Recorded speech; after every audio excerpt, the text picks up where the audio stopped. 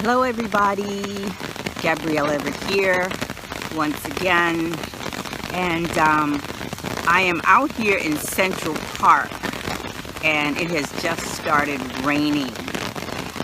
Luckily I have an umbrella with me, but anyway, just wanted to acknowledge and give thanks, express my gratitude that I live next to probably one of the best parks in the world.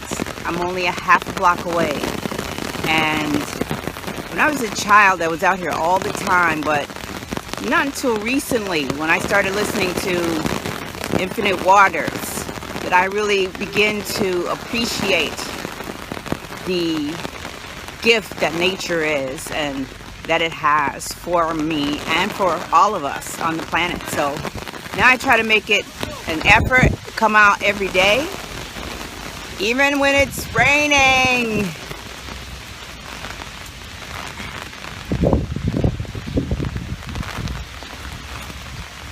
So I'm gonna go in now before I get wet,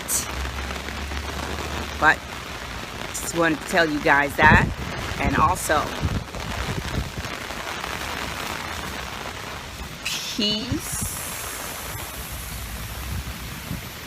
out.